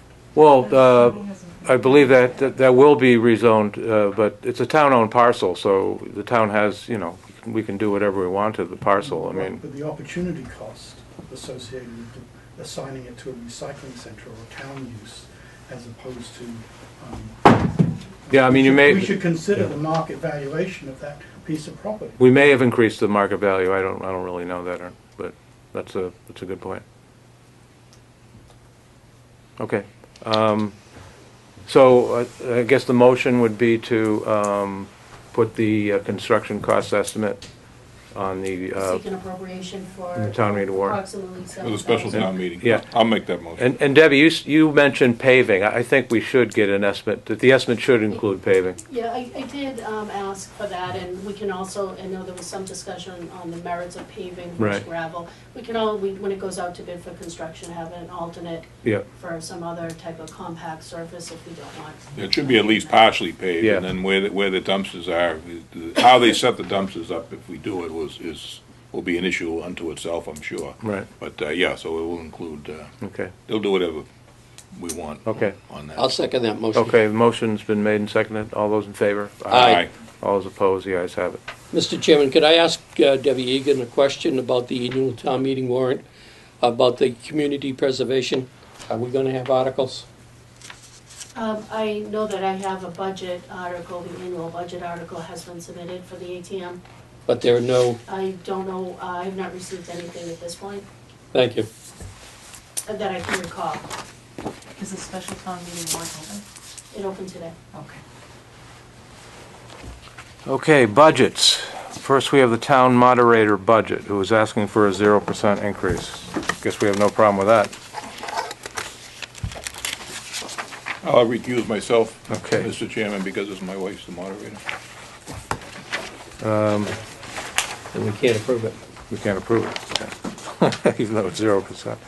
All right, Town Council Board of Selectmen. Again, a 0% increase. I'll move that we approve. I'll second. Motion to approve the Town Council Board of Selectmen budget has been made and seconded. All those in favor? Aye. Aye. Mr. All right. Chairman, is the board in agreement on the reconfiguration of those two separate lines? Yes. I You wanna read that. You want to explain that? Oh, okay, well, yeah, one went up 10,000, the other one went Yeah, I down. mean, I would prefer one budget line, but, if that's. we- Yeah, we'll It's continue the same amount of money, it's It just, The overall budget didn't increase, but, okay. Okay. Treasurer Collector. Total increase of $20,785. Here's the treasurer. Hello. Madam Treasurer, would you Yes. like to say something? The probably, excuse me, larger increases are in the wage line. The assistant treasurer salary is going up based on the personnel study approval. Because the treasurer collector is an elected position, it isn't part of that. And that line is also going up, and I have based that on, I've done some research on other treasure collectors that I consider to be comparable. All treasure collectors are not created equal. Some towns have a finance director, which is kind of the top financial, so the treasure collector is not as, I don't want to say not as important, but, basically has a set of duties that are more finite than, say, I do here in Rowley. Based on the towns, I've looked at towns around that I think are comparable, and, I'm finding the salaries to be, probably in the mid-90s for towns that, some of them don't even work 40-hour weeks. And, I think in the 7 years that I've been here, I'm a certified Mass Municipal Collector and Treasurer, and I've kind of gone above and beyond my basic job duties. I've, been on some committees. Actually, they're not committees, right? What are they, Debbie? You're on the Pine Grove School Building Committee. I'm on the Pine Grove School Building Committee, Firelands. I've worked on, cemetery issues with the Board of Selectmen. I've worked on water issues with the Board of Selectmen. And, I think I've done a good job of helping the town with new revenue sources and maximizing things, maximizing revenues for the town even, when they're more difficult. And an example. Working with the bond issues. And I'd say an example of that is the proceeds from the bond funds. I've been working pretty aggressively to, get us the best return with the least amount of risk.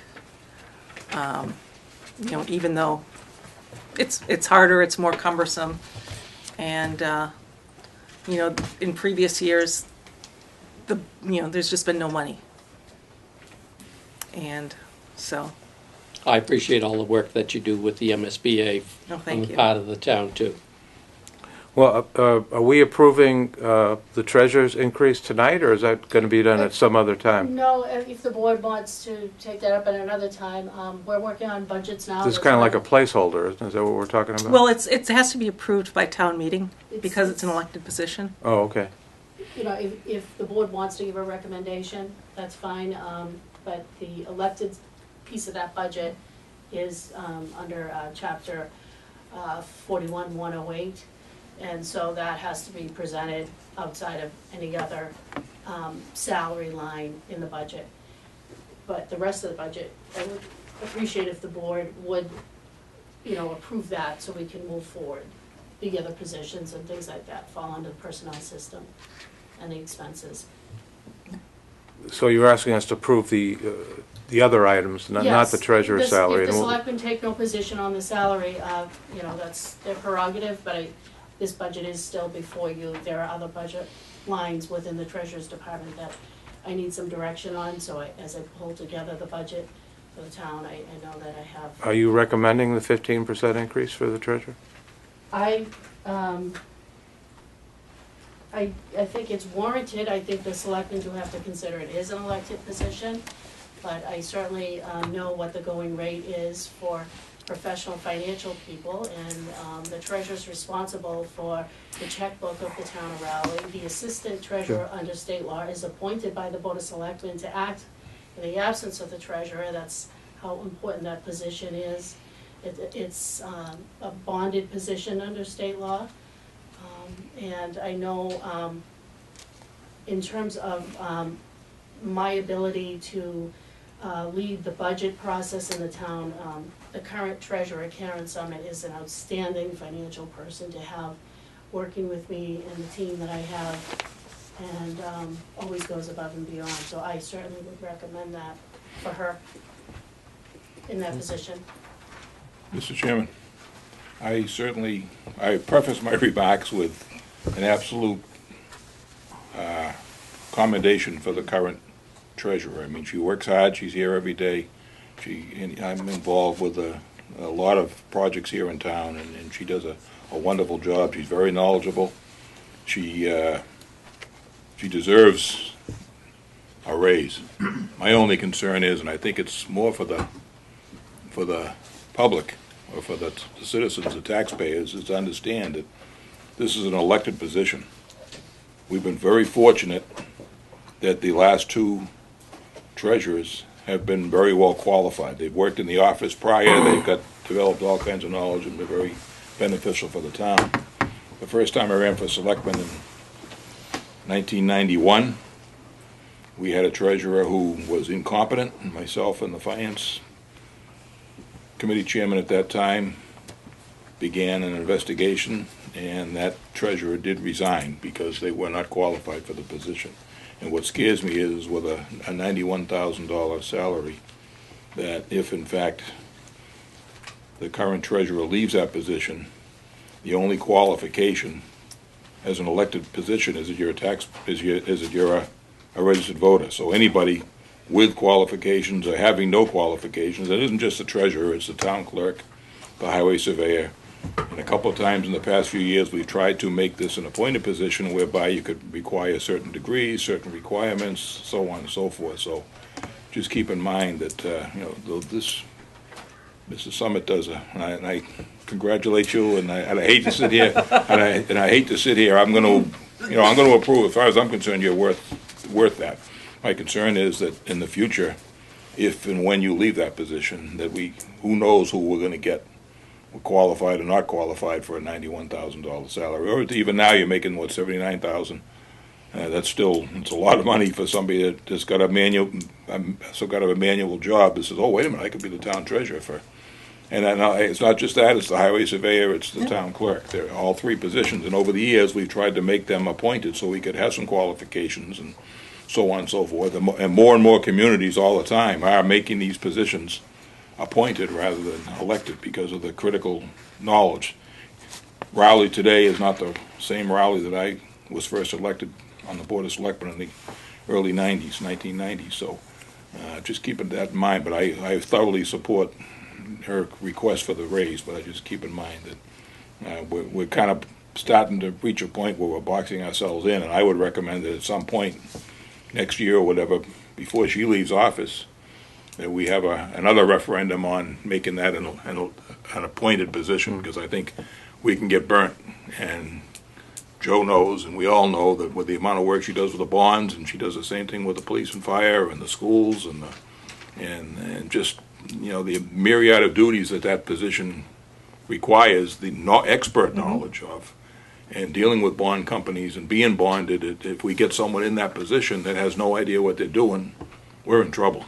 I mean, there's no ifs, ands, or buts about it. That's probably one of the more critical positions in town in terms of keeping our finances straight. So I would, like I say, I would recommend that she get that raise. She certainly deserves it as far as I'm concerned, but that we need to strongly look at, for the next town meeting, having a referendum to the town or a town meeting, but whatever it takes. I don't remember.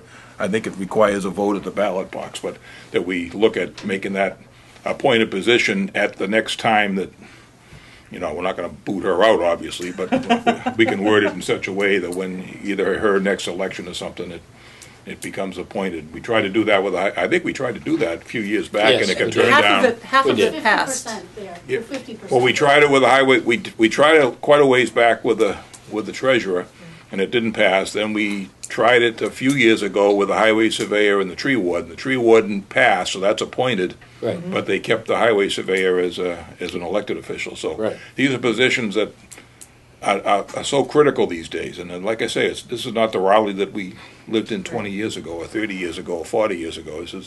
It's a whole new ball game, and we need experts to be dealing with not only the town administrator, but the town treasurer, the highway department, the town clerk, and all these people are getting up there in time and may well be looking at moving on. I just want to make sure that citizens are aware anyway that we need expertise in these positions, not just someone who's a voter that could not even have a high school education if all they have to do is get enough votes to be elected. So keep that in mind, and I would recommend that we approve the budget as it's been submitted. I'll make a motion that we approve the budget for the treasurer collector for fiscal year 20, and to recommend the salary of the treasurer. Are you recommending the salary of the treasurer? I think he added to your motion, Well, right? I'll second that, Joe, just to continue the discussion. I think, I mean, I'm the chairman of the Personnel Advisory Committee that recommends town salaries, and we purposely, or the town bylaw that we are governed under, exempts us from recommending elected positions. In other words, they don't come under the town personnel bylaw. So in coming up with a salary structure for the other non-union management employees, we specifically went to the three, town clerk, Karen, and the highway surveyor, and said, you know, we can't recommend, we're not in a position to recommend, so they need to come in with what they feel is correct, and they basically need to sell it to the town. So I'm perfectly happy to second Joe's motion, and just, you know, in other words, I personally feel strongly that, but I'm not sure it's our position, or we can, if we want, you know, recommend that As she a get board, that salary. we can recommend. Certainly you can endorse. Because we'll go to the finance Endorse. committee, the- and they're the ones that make the final recommendation, so, yeah, I have no problem Okay, recommending. so the motion to approve the budget for the treasurer collector has been made and seconded, and also to recommend the increase for the treasurer collector. All those in favor? Aye. All those opposed? The ayes have it. Thank you. Thank you. Thank you, Karen, thanks for all you do. I mean, Yeah. like I say, I hated to be the one to sit here and bring up the subject, but it's just something that the Well, and I mean- townspeople need to be aware of. Oh, that absolutely. We're in a precarious position, and you've done a bang-up job for, I don't know, how many years now? 7 years, and the treasurer collector before you, Jackie Vision, did a super-duper job like you have, and it's just such an essential position that the town needs to realize that we need expertise. After you go, you've developed the expertise, and in the future, we need people to come into the office with that expertise, and Absolutely. we have no way of regulating that currently. It's just anybody who wants to run can run, and when you get a salary like that, that's very tempting for a lot of people, whether they know the job or not. And if they get elected, they're in for 3 years, and not a lot we can do. Well, I believe it passed at town meeting, Yeah, I think but town failed meeting. at the Yeah, I think you're right. election, because I believe that year the election was before the town meeting. Maybe, I don't remember exactly, but I know we tried, and People it didn't know go. what it was Oh, really? when it was on the election. The other thing, people are, you talk around town, people are afraid to give the Board of Selectmen, they don't like us or don't trust us or something, because they're afraid to give us the ability to choose the right people to do the job, so. Yes, sir. It says at 29 Bradford, so there's no way to empower the position with prerequisites? In other words, there's no way to color that rather than... No, it's all dictated by state law, so. Not as an elected position. The only thing we can do is that we have the ability to change the position from an elected to Right. an appointed position. At that point, we can require, say, a master's degree in accounting or whatever the requirements might be. But at this point, the only stipulation for any elected position, even us, there's no Is it just stipulation on what our qualifications are and who gets the most votes. Is it just a resident of the town? I mean, is that? I think you got to be a registered voter of the town to run. And you have that's it. to, take out your papers Yeah, and you gotta- return your there's papers. a procedure to follow, but And you're on the basically ballot. it's, Yeah. as long as Not you're a a- not a registered good voter, system. you can run for any position in town, so. Okay. Well, thank you. Thank you, Karen. Good luck. Thank you very much for all you're doing. Thank you. Okay, the town hall budget has an increase of $676. I move we approve the town hall budget. I'll second it. Motion to approve has been made and seconded. All those in favor? Aye. All those opposed? The ayes have it. The annex budget has an increase of $1,682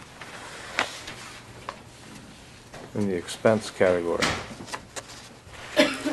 Mr. Chairman, we're almost $3,000 difference in the operating expenses for the town hall versus the annex.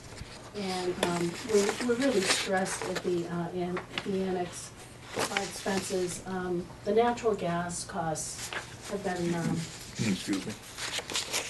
seem to be very high this year. So we were asking if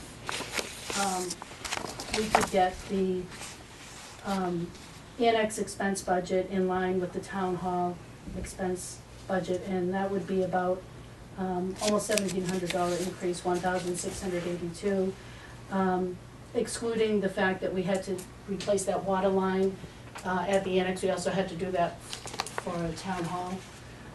We've got repairs and things that we're working on in the building. Some of our other, like I said, the natural gas and electricity seems to be going up. So we're asking if the board would consider that. We run a pretty frugal operation at the annex. And it's becoming, kind of stressed. There's been actually a lot of town water usage. So, And you're dealing with a very old building that yes, I know. that we've had to make improvements on, and that it's amazing. I'd like to see an upgrade for the Council on Aging area, but that's another issue. But I think just getting the doors to close and keeping the heat in, it takes an effort for that old building. It needs the green initiative. Yes, it does. Yeah, right. Yep. Yeah, if we get some money to make some improvements over there in terms of energy conservation, that would be great. Okay, motion to approve the annex budget. Yeah, I'll give you the motion. Second. Motion's been made and seconded. All those in favor? Aye. All those opposed? The ayes have it. The cemetery budget is increasing by 5.5%. I give you a motion to approve. Just for a brief explanation, Mr. Chairman, I'm on the cemetery commission, so I probably can't, might have to delay this one, because I can't, Oh, okay. I'll have to. Right. But just keep in mind that just as an explanation, as you look at this, the wages are increasing. part-time cemetery supervisor is getting a small raise, and he's in the union, so that he'll be getting a larger raise after the union negotiations. We have increased the part-time summer help from 10 weeks to 12 weeks, which is allowed under the town bylaw. Gives us extra help to cut grass and do grade work during the summer season, get things ready for Memorial Day. So that's what the increase there is in wages. We've level funded the expenses. And we have a fair amount of money. We're going to have a couple of different articles for the town meeting for the Cemetery Commission to use some of their funds to do extend water lines and so on and so forth. So, but, yeah, I'll have to recuse myself. Okay, so I'll table that. The Memorial Day and Veterans Day budget is 0% increase. Give you a motion? Total budget is $1,120. A second. Motion to approve has been made and seconded. All those in favor? Aye. Aye. All those opposed, the ayes have it. Okay, minutes. We have Brook Dodge and Pratt Street. What? Did I miss one? Brad Street and Dodge.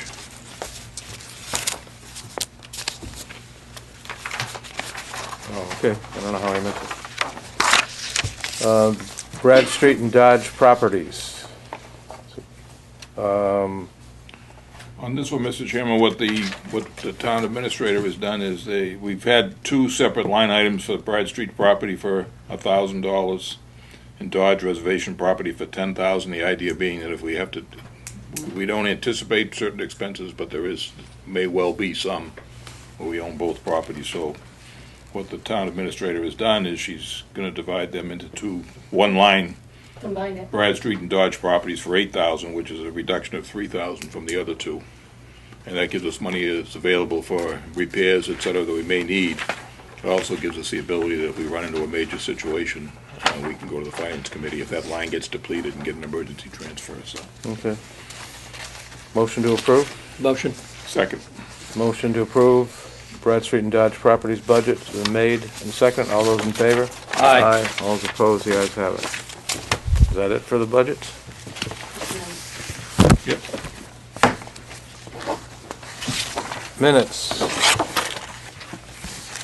We have minutes of the Selectmen's meeting for February 4th. I think we were all present.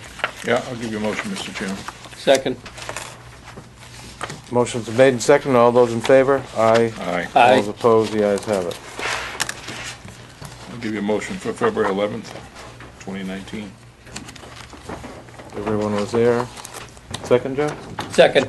Motion to approve the minutes of February 11th has been made and seconded. All those in favor? Aye. Aye. All those opposed, the ayes have it. Mr. Chairman, we do have 3 executive session minutes, which are not in your packet. Oh, okay. That need to be approved, but you were given those previously. Oh, okay. Why don't we do all of them together? Were we all there? I think. Yes. Why don't we do all of them together? I'll give you the motion for executive session for January 28th, 2019, February 4th, 2019, and February 11th, 2019. All executive sessions. Second. Motion's made and seconded. All those in favor? Aye. Aye. All those Aye. opposed? The ayes have it.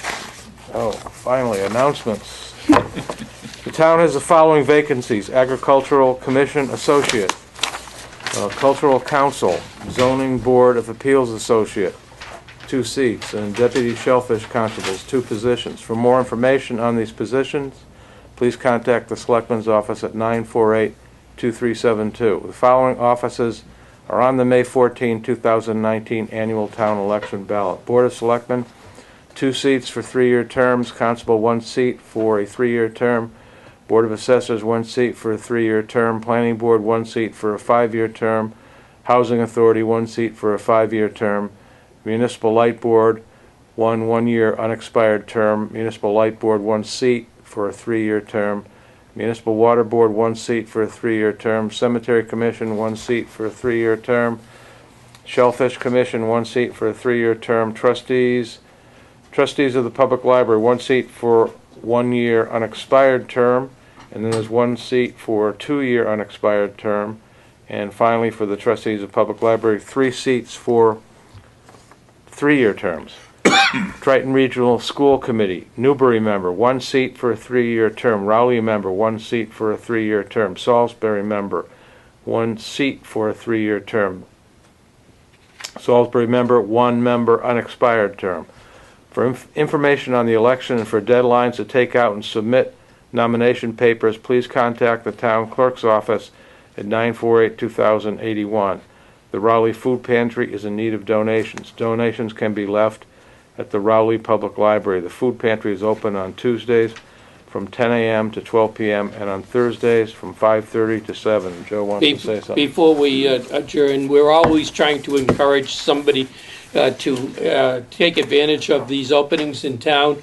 We have all of these offices that are going to be on the annual town meeting ballot, and we encourage people to take out papers, go to the town clerk's office, take out papers. That's how I got started 16 years ago for the public library.